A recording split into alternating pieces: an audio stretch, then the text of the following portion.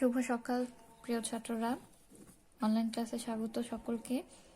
এবং সকলেই সুস্থ আছো, পরিবারের সবাইকে নিয়ে ভালো আছো আশা করছি। সাথে সাথে আশা করছি পড়ালেখাটাও কন্টিনিউ করছো এবং নিজেদেরকে ধীরে ধীরে প্রস্তুত করছো সব পরীক্ষার জন্য। আমাদের শুভকামনা, আমাদের দোয়া সবসময় তোমাদের সাথে আছে, থাকবে। আমরা চ্যাপ্টার 5 গত ক্লাসে যেটা পড়েছিলাম, শক্তির নিত্যতা, সেটা দেখছিলাম যে একটা বস্তুকে যদি কোনো একটা উচ্চতায় উৎক্ষিপ্ত করা হয়, উপরে ছুঁড়ে মারা হয়, বা একটা বস্তুকে উপর থেকে ছেড়ে দেওয়া হয়, ওই ধরনের বস্তুর ক্ষেত্রে শক্তির নিত্যতা দেখেছিলাম আমরা। শক্তির নিত্যতা পালিত হয়। তো আজকে যেটা দেখব, সরল দোলন গতির ক্ষেত্রে বা সরল সন্ধিত গতির ক্ষেত্রে শক্তির নিত্যতা।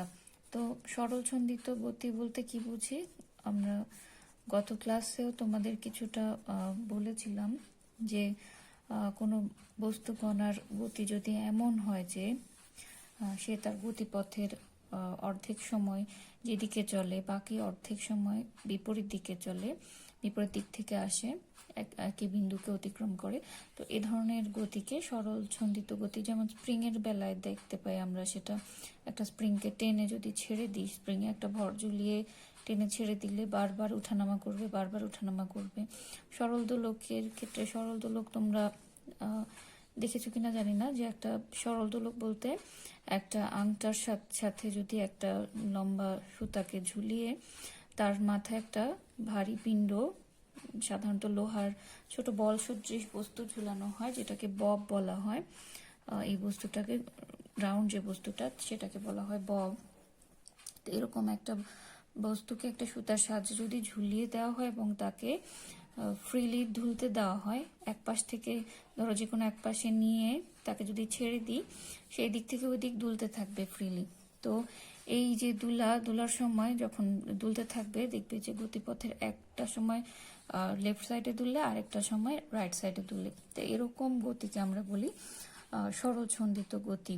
ঠিক আছে, সরল দোলক সম্পর্কে আরো কিছু বিষয় তোমরা চ্যাপ্টার 6-এ পড়বে, যে সরল দোলকের ক্ষেত্রে দোলনকাল নির্ণয়, কার্যকরী দৈর্ঘ্য নির্ণয় ইত্যাদি। বিশেষ করে সরল দোলকের সাহায্যে জি নির্ণয়, বিকর্ষজ ত্বরণ জি নির্ণয়, তো ওই জিনিসগুলো পড়বে। এখানে আপাতত মনে রাখো সরল দোলক যেটা, সরল দোলন গতির যে কনসেপ্ট, সেটাকে মেনে চলো। তো এই ধরনের গতির ক্ষেত্রে আমরা শক্তির নিত্যতা কিভাবে দেখছি সরল ছন্দিত গতির ক্ষেত্রে, আমি দুইভাবে ব্যাখ্যা করব। একটা তোমাদের এই যে যেটা বই ফলো করছো সেখানে যেভাবে আছে সরাসরি সেভাবে, আরেকটা প্রসেসে ব্যাখ্যা করব, ম্যাথের জন্য ওই প্রসেসটা ফলো করতে হবে। ঠিক আছে, ফার্স্ট অফ অল ধরলাম যে একটা সরল দোলক যদি এরকম দুলতে থাকে, তিনটা পজিশন আমরা কনসিডার করতে থাকি। যে কোনো একদিকে ধরো দুলার জন্য তো একটা এই দোলকটাকে যে কোনো একদিকে টেনে ছেড়ে দিতে হবে।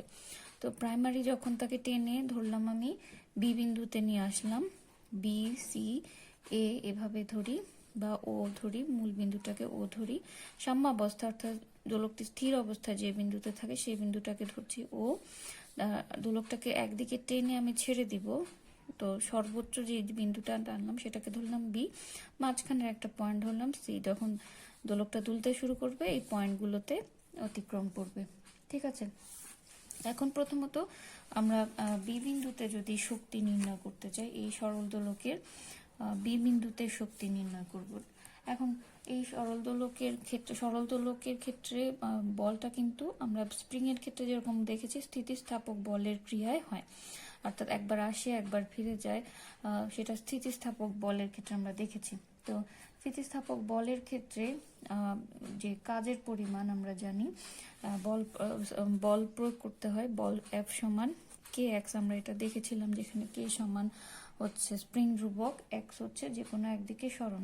ধরো ববটাকে ছেড়ে দিলাম, যে কোনো মুহূর্তে তার সরণ যদি এক্স পরিমাণ হয়, আমি ধরলাম সরণ হলো এক্স পরিমাণ। ঠিক আছে, তাহলে সেই হিসেবে বল সমান স্প্রিং ধ্রুবক ইন্টু সরণ, এই জিনিসটা আমরা আগে পড়েছি।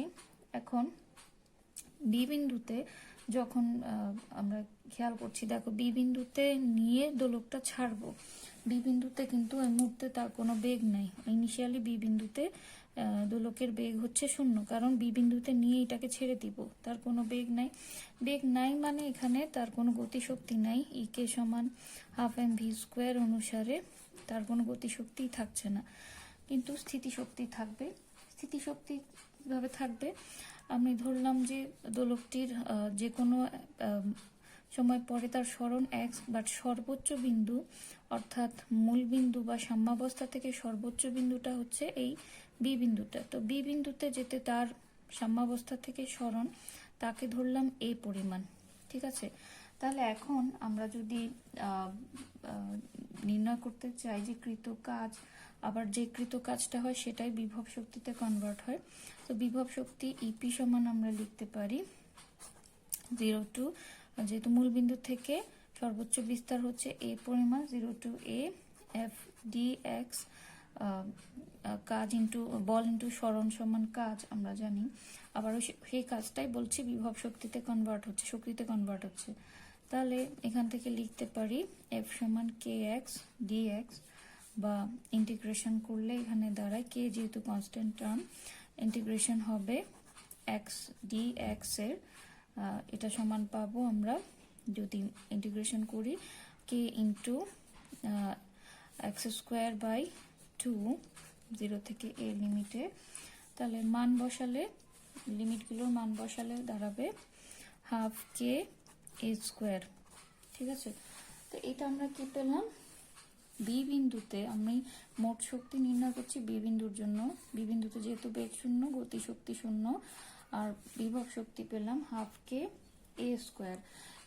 এটাও লিখতে পারি বিভব শক্তির ইকুয়েশন, অথবা আরেকটা ফরম্যাটে নিয়ে যেতে পারি এটাকে, যে সরল দোলকের ক্ষেত্রে বলেছি, এটা তোমরা পরে পড়বে, যে দোলকের দোলনকাল টি এর একটা সূত্র রয়েছে, যে টি সমান টোয়াইস পাই √m/k, টি সমান টোয়াইস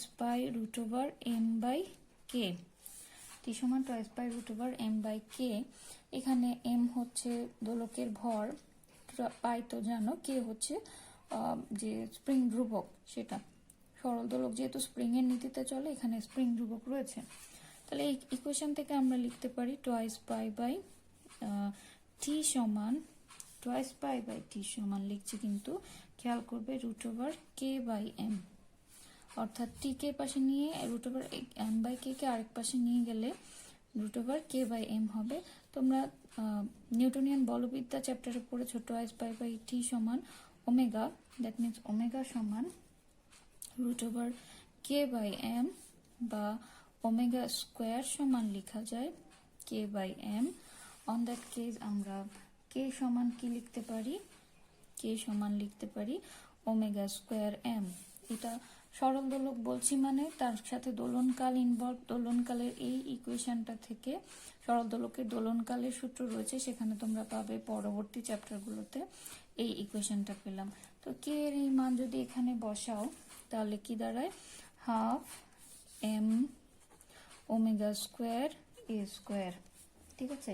তাহলে বি বিন্দুতে আমরা শক্তির ইকুয়েশন ½ বিভব শক্তির জন্য ½ বলতে পারি, অথবা ½ এটাও বলতে পারি। আর বি বিন্দুতে যেহেতু গতিশক্তি 0, সো পুরো শক্তিটাই হচ্ছে বিভব শক্তি, অর্থাৎ বি বিন্দুর মোট শক্তি যদি ইবি ধরি, মোট শক্তি সেটা হচ্ছে ½ m² অথবা ½ k²। এটা পেলাম আমরা বি বিন্দুর শক্তি। ঠিক আছে, এইবার আমরা সি বিন্দুর জন্য যদি শক্তি নির্ণয় করি, ধরা যাক যে এবার ববটা দুলতে দুলতে সি বিন্দুতে আসলো, সরল দোলকটির বব ছেড়ে দিলে সেটা সি বিন্দুতে আসলো। সি বিন্দু কিন্তু গতিপথের মাঝামাঝি একটা বিন্দু, সো এই বিন্দুতে গতিশক্তিও থাকবে, স্থিতিশক্তিও থাকবে। যেহেতু বি বিন্দু থেকে ছেড়ে দিলাম, একটা সে বেগ প্রাপ্ত হলো, সেই বেগে চলা শুরু করলো মাঝামাঝি একটা পথে, তার গতিশক্তিও থাকবে, স্থিতিশক্তিও থাকবে। তো গতিশক্তি আমরা বি বিন্দুতে বিভব শক্তির যে সমীকরণ দেখেছি, কি দেখেছি? ½ k², অর্থাৎ সাম্যাবস্থা থেকে ওই বিন্দুর দূরত্ব আর হচ্ছে স্প্রিং ধ্রুবক। সেই অনুসারে সি বিন্দুতে এবার যদি সি বিন্দুতে আমরা ক্যালকুলেট করতে চাই, সি বিন্দুতে গতিশক্তি কি হবে, মোট শক্তি যদি নির্ণয় করতে চাই সি বিন্দুতে, তাহলে প্রথমে সি বিন্দুতে বিভব শক্তি যদি বলি ইপি সমান কি হবে, হাফ কে, সি বিন্দুতে সরণ কত, এক্স পরিমাণ, এক্স স্কোয়ার, ওই যে হাফ কে এক্স স্কোয়ার আমরা স্প্রিং এর ক্ষেত্রেও পড়েছিলাম, কৃতকাজের পরিমাণ, যে সরণ যদি এক্স পরিমাণ হয় সাম্যাবস্থা থেকে সেই হিসেবে। আবার একটু আগেও দেখলাম এখানে হাফ কে এ স্কোয়ার হয় সাম্যাবস্থা থেকে সরণ যখন এ, তাহলে সাম্যাবস্থা থেকে সরণ যখন এক্স, তখন তার বিভব শক্তি দাঁড়াচ্ছে হাফ কে এক্স স্কোয়ার। ঠিক আছে, আর সি বিন্দুতে বিভব শক্তি যদি বলি, সি বিন্দুতে যদি বস্তুটির বেগ বা ববের বেগ ভি হয়, তাহলে বিভব শক্তি হবে হাফ এম ভি স্কোয়ার। ঠিক আছে, তাহলে সি বিন্দুতে মোট শক্তি আমরা কি পাচ্ছি, যদি বলি ইসি, তাহলে পাচ্ছি half K X square plus half M V square, অর্থাৎ গতিশক্তি যোগ বিভব শক্তি। এখন শক্তির নিত্যতা অনুযায়ী আমরা জানি যে শক্তি এক বিন্দু থেকে আরেক বিন্দুতে গেলে মোট শক্তির পরিমাণ কিন্তু সেম থাকবে, অর্থাৎ বি বিন্দুতে মোট শক্তির পরিমাণ যা সি বিন্দুতে মোট শক্তির পরিমাণ তাই থাকবে, শক্তির নিত্যতা বলছে তাই। এখন বি বিন্দুতে মোট শক্তি, তাহলে শক্তির নিত্যতা অনুসারে যদি নিত্যতা ফলো করি, বি বিন্দুর শক্তি অর্থাৎ ই বি সমান হবে সি বিন্দুর শক্তি ই সি। তাহলে এবার আমরা ই বি এর মান পেয়েছিলাম, ফার্স্ট অফ অল ওমেগা হিসেবে ভ্যালু লেখার আগে আমরা ই বি এর মান পেয়েছিলাম হাফ কে এ স্কোয়ার, সেটাই লিখবো ই বি সমান হাফ কে, সরাসরি চিত্র থেকে আমরা যে ভ্যালু পেয়েছিলাম সেটা, আর ই সি এর মান পেলাম half K X square plus half M V square. ঠিক আছে, এখন আমরা একটা কাজ করতে পারি যে হাফ কে এ স্কোয়ারটাকে এক পাশে রেখে হাফ এম ভি স্কোয়ারটাকে এক পাশে যদি রাখি, হাফ এম ভি স্কোয়ার সমান কি দ্বারা, অর্থাৎ কে টার্মগুলোকে এক পাশে নিয়ে যাচ্ছি, তাহলে হাফ কে এ square minus half K X square, কে টার্মগুলোকে এক পাশে নিয়ে গেলাম, তাহলে দাঁড়াচ্ছে কি হাফ এম ভি স্কোয়ার সমান, যদি এখানে আমরা হাফ কে কমন নেই তাহলে দ্বারা এ স্কোয়ার মাইনাস এক্স স্কোয়ার, এটা পেলাম।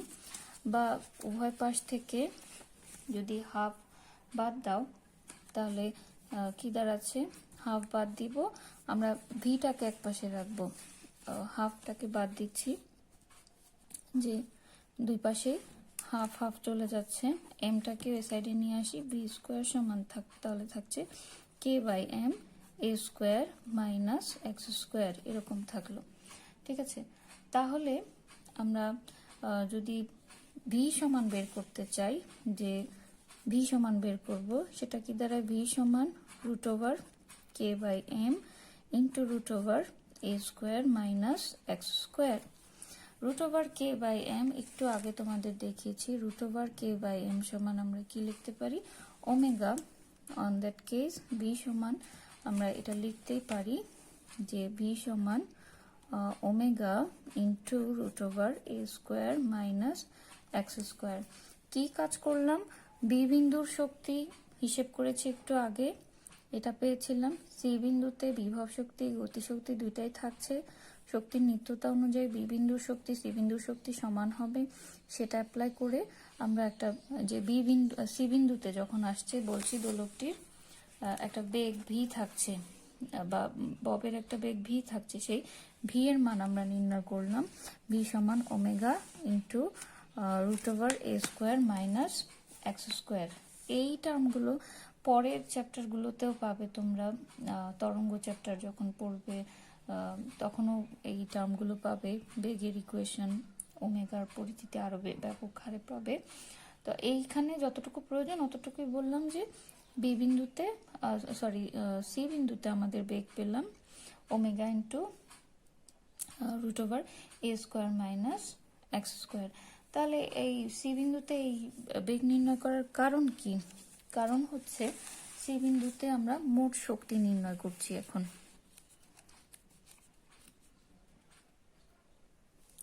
তো সি বিন্দুতে মোট শক্তি নির্ণয় করতে হলে তাহলে মোট শক্তি ধরো ইসি সমান ই পি প্লাস ই কে, অর্থাৎ বিভব শক্তি যোগ গতি শক্তি।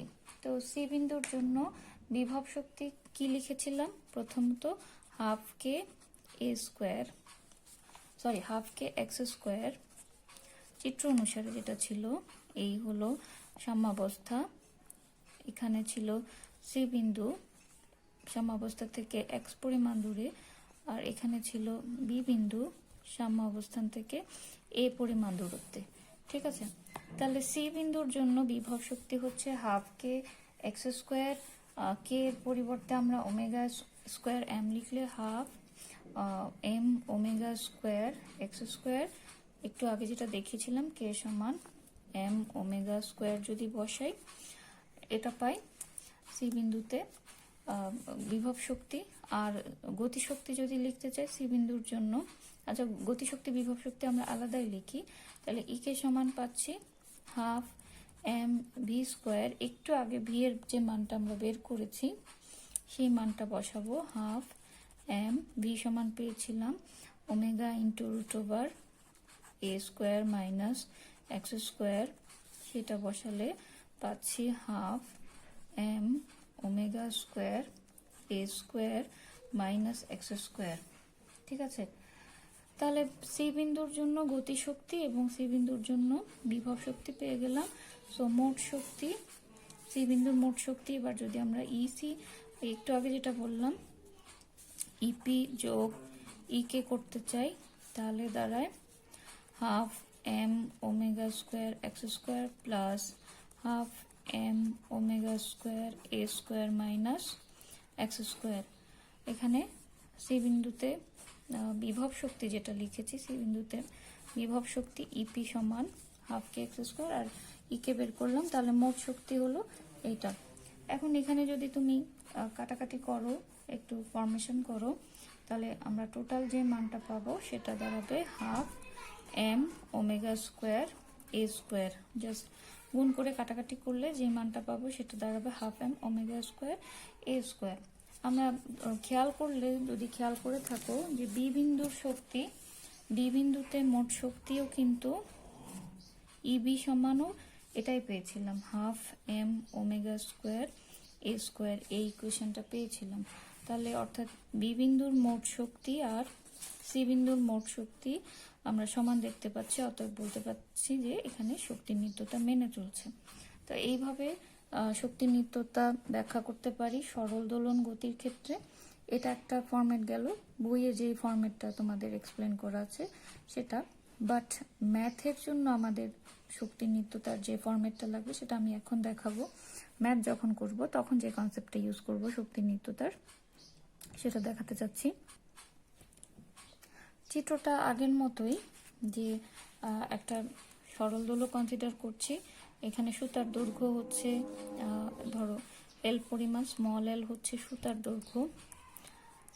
ববটা যেই পজিশনেই থাকুক না কেন, অর্থাৎ এ বিন্দু বি বিন্দু সি বিন্দু যেভাবেই থাকুক না কেন, সুতার দৈর্ঘ্য কিন্তু সবার জন্য সেম।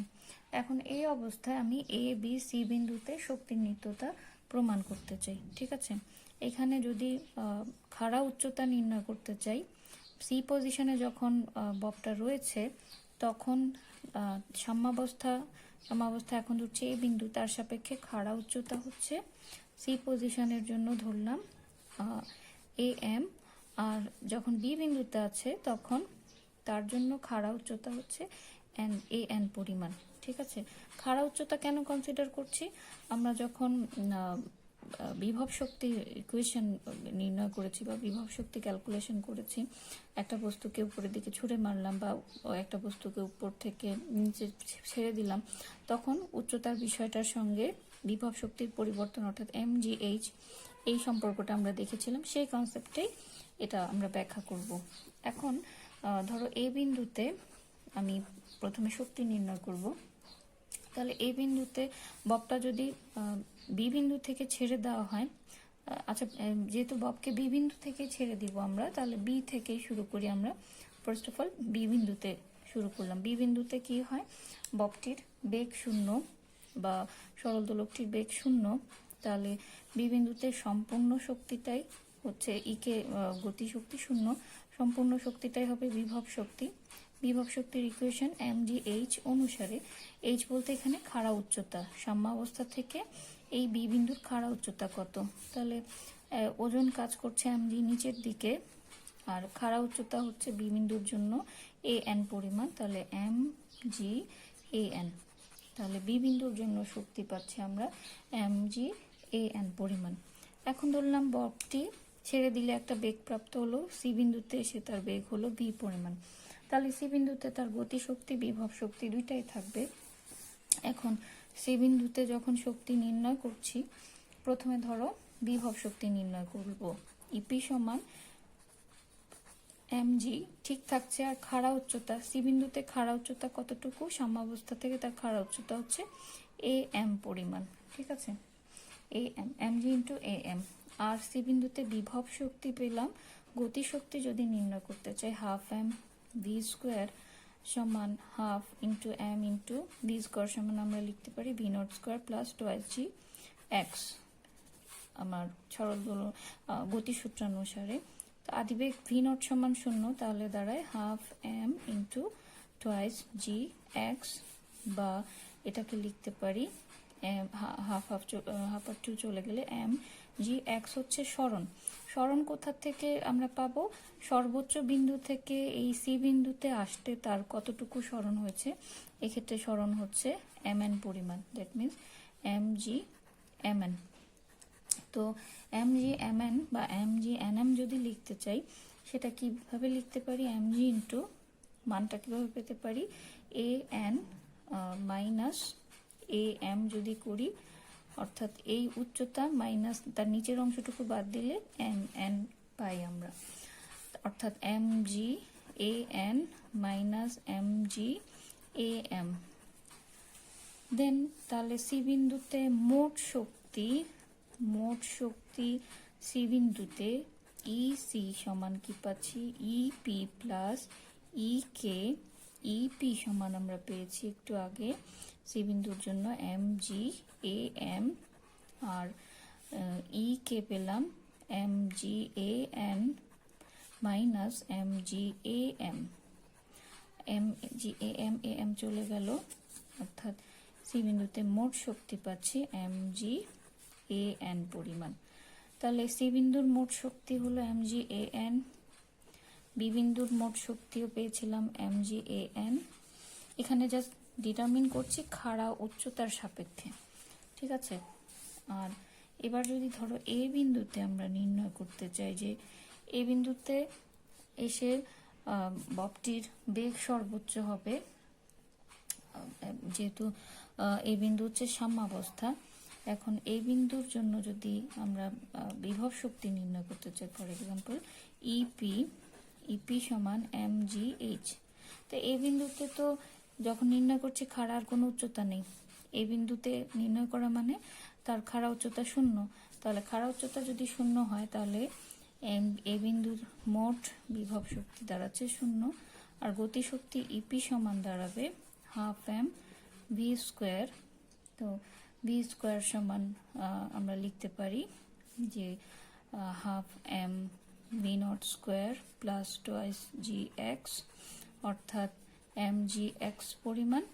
এক্স হচ্ছে কি সর্বোচ্চ যে অবস্থান তার থেকে তার নিজস্ব অবস্থান যেটা, সেখানে কতটুকু দূরত্ব অতিক্রম করেছে, অর্থাৎ সরণ, সর্বোচ্চ অবস্থান থেকে তার কতটুকু সরণ হয়েছে। এক্ষেত্রে সরণ আমরা দেখছি কতটুকু পরিমাণ, এ এন পরিমাণ হচ্ছে, ঠিক আছে। তাহলে লিখতে পারি সমান সমান সমান এম জি এ এন। সুতরাং আমরা এ বিন্দুতে মোট শক্তি ই এ সমান পাচ্ছি M G E P plus E কে যদি করি সমান সমান দাঁড়াচ্ছে এম জি এ এন। তাহলে তিনটা শক্তি, এ বিন্দুর শক্তি, বি বিন্দুর শক্তি, সি বিন্দুর শক্তি কম্পেয়ার করলে দেখো আমরা একই পরিমাণ শক্তি পাচ্ছি। কোথাও বিভব শক্তি শূন্য, কোথাও গতিশক্তি শূন্য, কোথাও দুইটাই থাকছে, বাট মোট শক্তির পরিমাণটা চেঞ্জ হচ্ছে না, যেহেতু কাজের ক্ষেত্রে শক্তির নিত্যতা মেনে চলছে। তো এভাবেই দুইটি প্রসেসেই শক্তির নিত্যতার বিষয়টা আমরা ব্যাখ্যা করতে পারি সরল দোলন গতির ক্ষেত্রে। এবার যেটা বলেছি তোমাদেরকে, যে ম্যাথ যখন এই ক্যাটাগরির ম্যাথগুলো করবে, এই চ্যাপ্টারে শক্তি নিত্যতা সম্পর্কিত ম্যাথগুলো খুব ইম্পর্টেন্ট, তখন এই প্রসিডিউরটা, অর্থাৎ সেকেন্ড যে প্রসিডিউরটা তোমাদের দেখালাম শক্তির নিত্যতা রিলেটেড, সেই প্রসিডিউরেই ম্যাথগুলো করবে। আমরা ম্যাথ যখন প্র্যাকটিস করব সেখানে তোমাদের দেখাবো যে এইভাবে বিভিন্ন পয়েন্টে শক্তির নিত্যতা, শক্তি ক্যালকুলেট করে করে শক্তির নিত্যতা কিভাবে বজায় থাকে সেই জিনিসটা আমরা প্রমাণ করতে পারি। তো আশা করি এই টপিকটা বুঝতে পেরেছো। খুব ভালো করে বোঝার চেষ্টা করবে এই টপিকটা, কারণ এই টপিকটা রিলেটেড ম্যাথ রয়েছে এবং ম্যাথগুলো খুবই ইম্পর্টেন্ট। অনেক শক্তি রিলেটেড ম্যাথগুলো এই চ্যাপ্টার থেকে বেশি আসে, তো কনসেপ্টটা খুব ভালো করে বোঝার চেষ্টা করবে। নেক্সট ক্লাসে বাকি বিষয়গুলো নিয়ে আলোচনা করব আশা করছি, ক্ষমতা এবং সংরক্ষণশীল অসংরক্ষণশীল বল। আজকের ক্লাস এতটুকুই। তোমাদেরকে অসংখ্য ধন্যবাদ ক্লাস অ্যাটেন্ড করার জন্য।